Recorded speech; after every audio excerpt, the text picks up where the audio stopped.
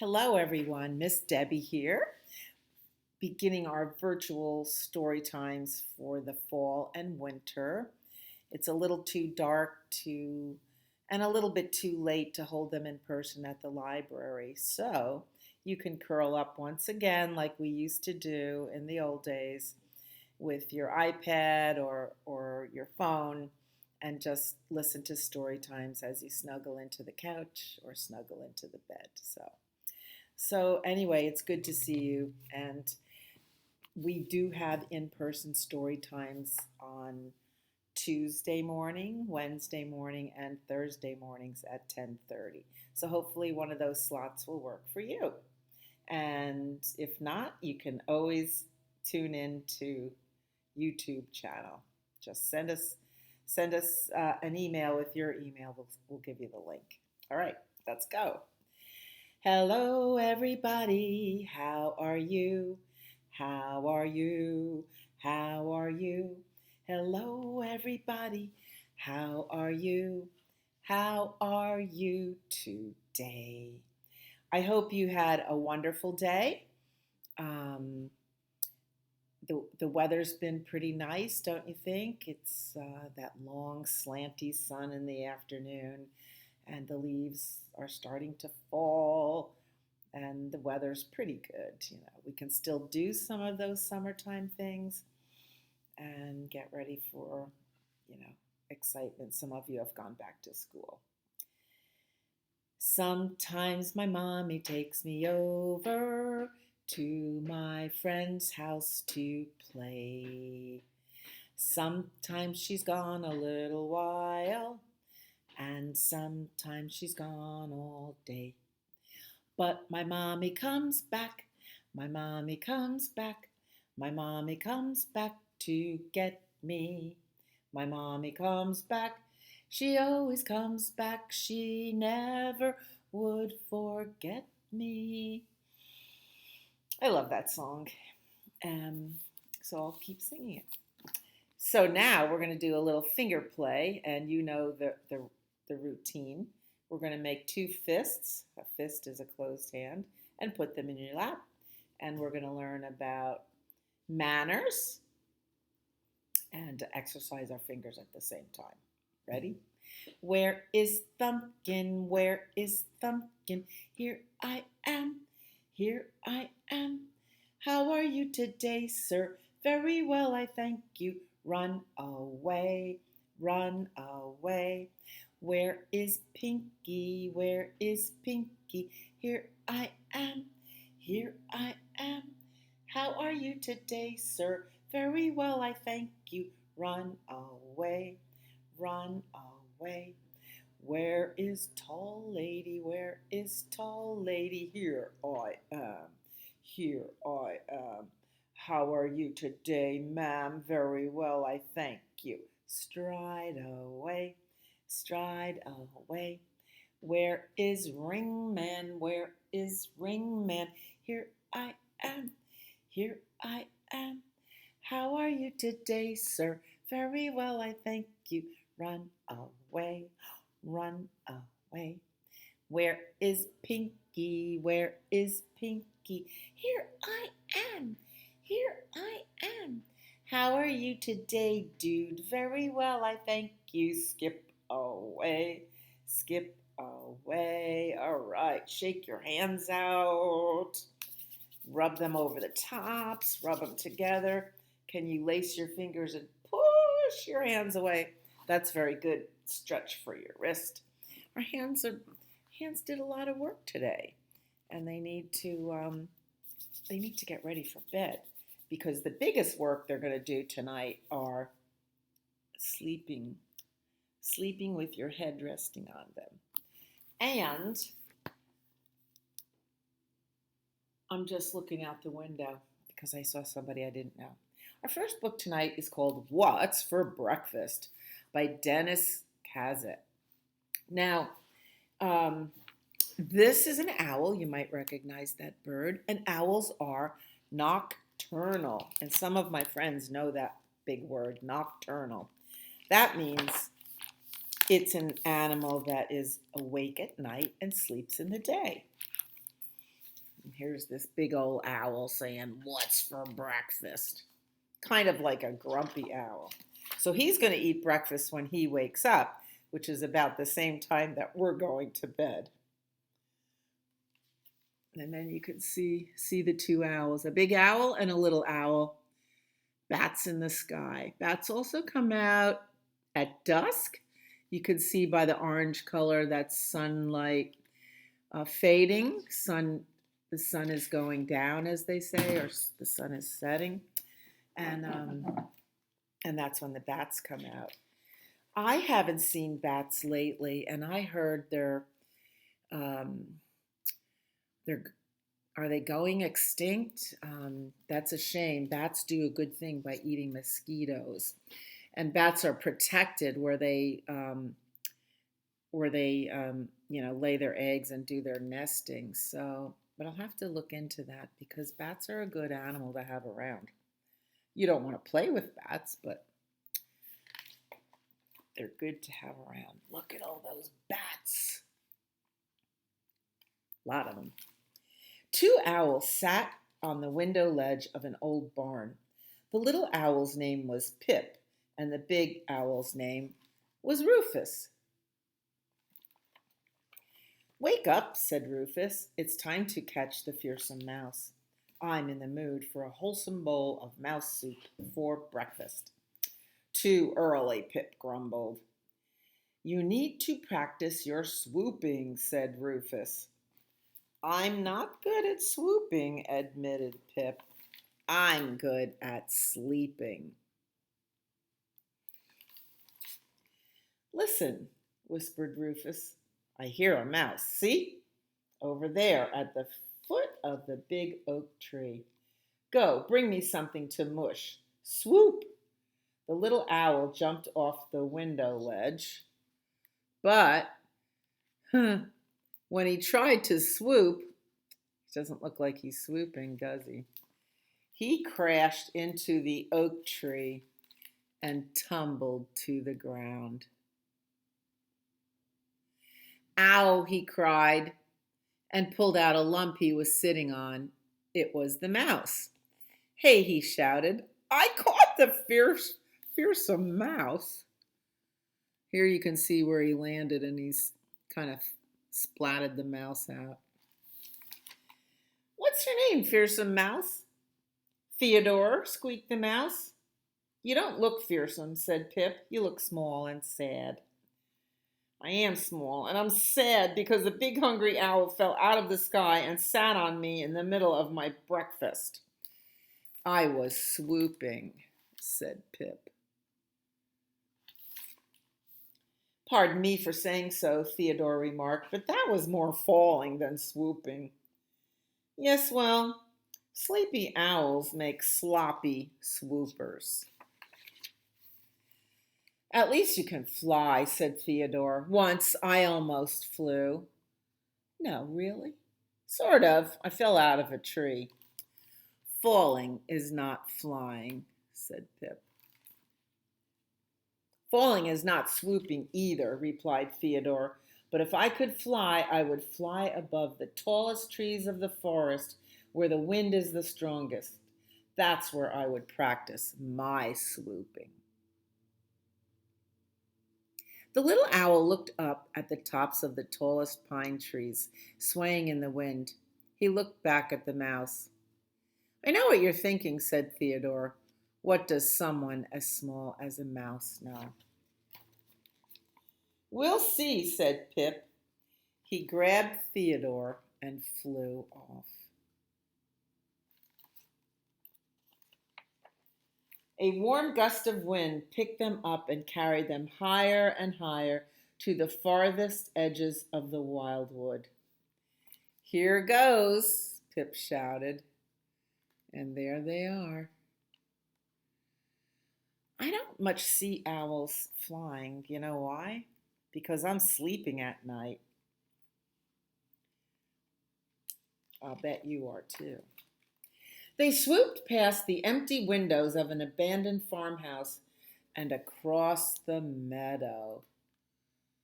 Swoop!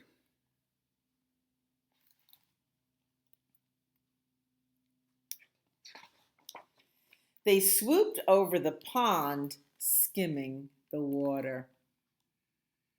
Whee! And then they swooped through the fading twilight, skimming stars and the rising moon. What beautiful pictures these are. When they landed, Pip set Theodore down. I swooped, panted the little owl. I flew, panted the little mouse. Far away, they heard a big owl calling. Uh-oh, gasped Theodore. I know what that's about. The mouse opened a basket and looked inside. Maybe he'd like something new to mush. It's good to try new things, like flying or swooping from where the wind is strongest. He's reaching into his little picnic basket. How about this? What is that? A banana, Theodore announced. Perfect for mushing. We'll see, said Pip. He flew back to the barn. The mouse flew back into his house. And see, Pip has a banana in his feet. About time, scolded Rufus. I'm a very hungry owl. Try this, said Pip. What is it? It doesn't have whiskers or a tail. It's called a banana. Banana, perfect for mushing. Rufus squeezed the banana. He tasted it. Not bad, but to make a healthy breakfast soup, you need a dash of meadow mole. The big owl stretched his wings and flew into the night. I swoop for soup, he cried. The little owl watched Rufus sail past the cold light of the moon and vanish into the shadows. Below, at the foot of the oak tree, he could see the warm light of the mouse's lantern.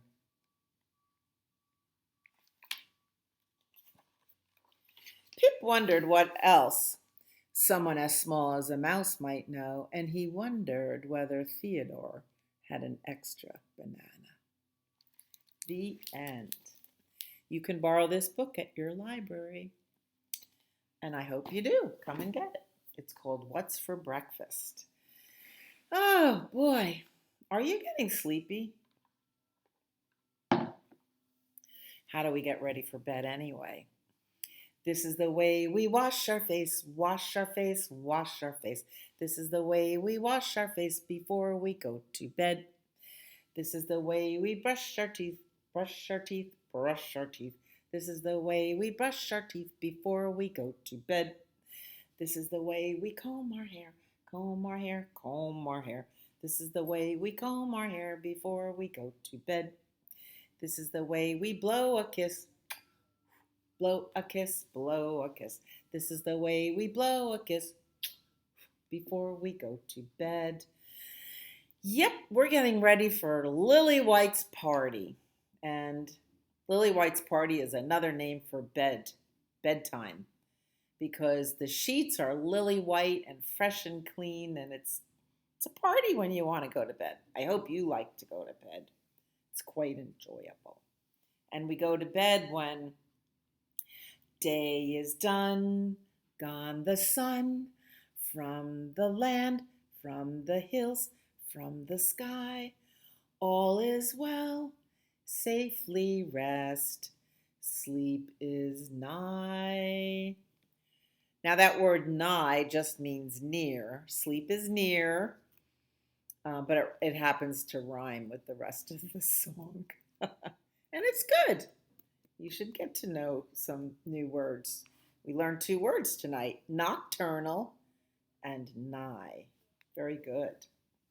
All right, another story for us. The Bedtime Book by Todd Parr. We have a lot of Todd Parr books at the library, and they're so beautifully illustrated with colors. Oh, all of them, and he's got all different themes.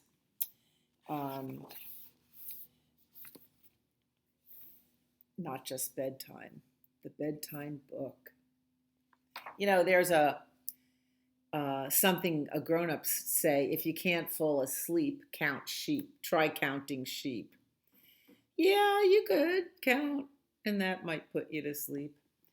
I like to think about all the fun things I did all day and what I'm going to do on the next day. Here are some more of Todd Parr's books: the family book, the mommy book, the thankful book, and things like that. It's time for bed. I think that bird is the grown-up in this story.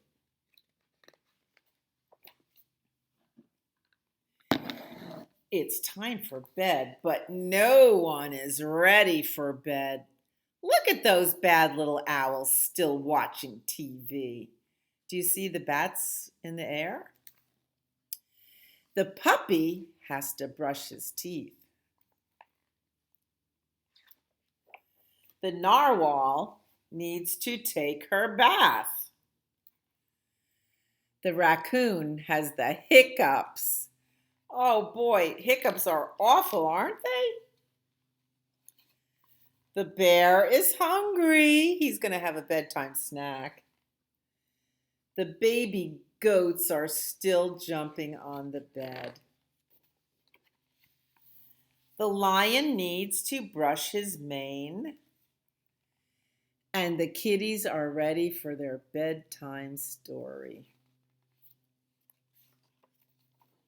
And the grown-up in this book says, go to bed, go to bed, go to bed. But the pig found a giant spider in her room. I can't go to bed. There's a spider in my room. The hippopotamus can't find his pajama bottoms. Oopsie. The elephant heard a noise in the closet. The beaver has a toothache. Oh no, not a good time for a toothache. The dog has to go potty. The giraffe's bed is too small. The skunk is thirsty. And Mr. Biggles the bear is missing. I think he's under the bed. All those excuses not to go to bed. Who cares, said the grown-up. Go to sleep. But the sheep are still counting sheep.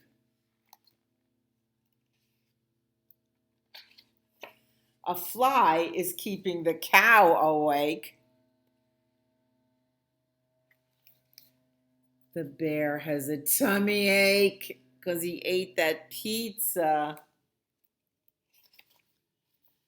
The hamster can't stop running. Don't put a hamster cage in your bedroom because they run all night. And the polar bears are chilly. And the grown-up says, now will everyone please go to sleep? The penguins need their nightlight. And the bunny wants one last hug and kiss. Good night. You see those X's and O's? That means kisses and hugs. Kisses and hugs. Sleeping is very important, says Todd. If you don't get enough sleep, you will be very crabby. The end. Love, Todd. Wake up! Just kidding. Good night. That's pretty funny, isn't it? The bedtime book. So come on in and use your library card to check out a Todd Parr book and enjoy reading it to yourself on other bedtime nights. You'd be surprised how fun it is to read a book to yourself at night.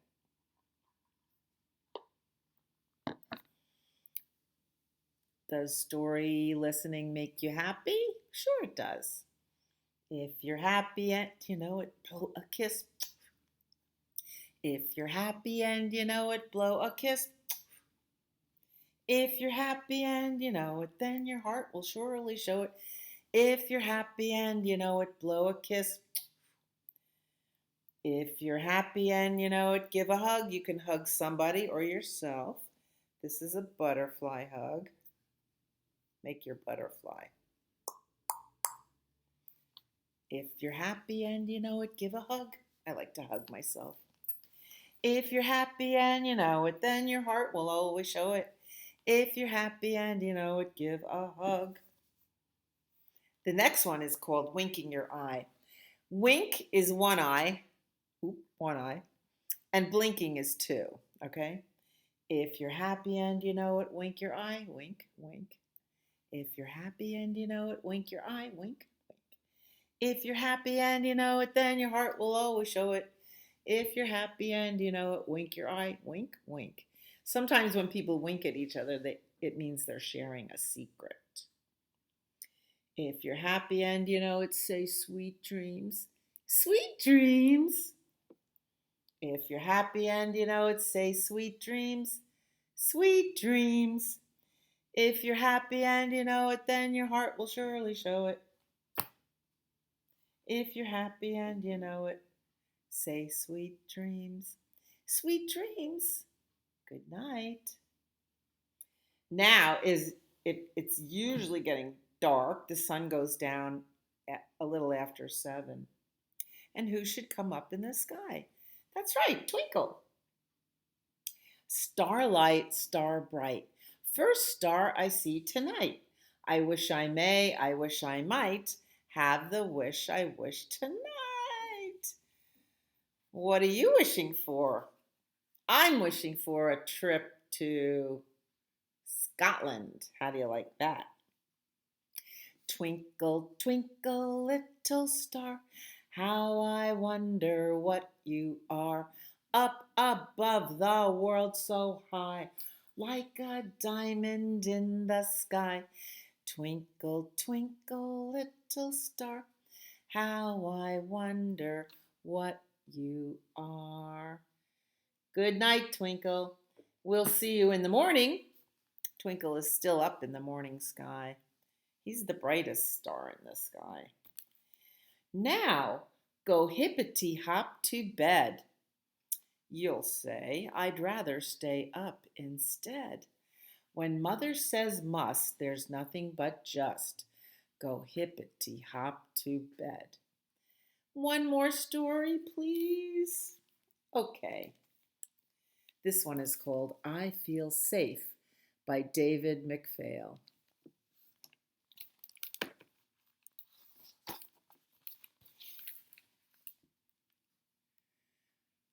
There's the moon in the sky. The dog and cat are on the bed, sleeping with the little child. Does your dog and cat or cat sleep with you? My cat doesn't sleep at night. My cat is like an owl, always prancing around on the bed. Thunder wakes me. I am frightened.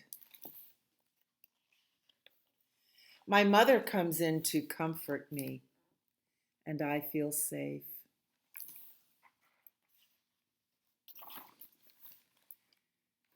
My father carries me to the front porch. The lightning scares me, but my father says it's okay to be scared sometimes. Then he puts his arm around me, and I feel safe. That is big, scary lightning. When the lights go out, everything is dark. I am afraid.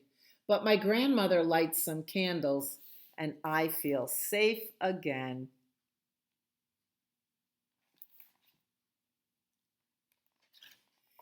Let's have a storm party, my mother says. She makes biscuits and hot cocoa. My grandfather strums his guitar, and we all sing along. Everybody is happy. But where are Frankie and Jojo? Frankie is my dog. Jojo is my cat. No one has seen them since the storm began. I am worried. Everyone searches for them. My grandmother helps me look in the closet. Maybe they got out, says my mother. No, no. No Frankie. No Jojo. My father calls me to help him look upstairs. When we get to my room, I see eyes glowing from under the bed. Frankie, Jojo. They crawl out, then jump up on the bed beside me.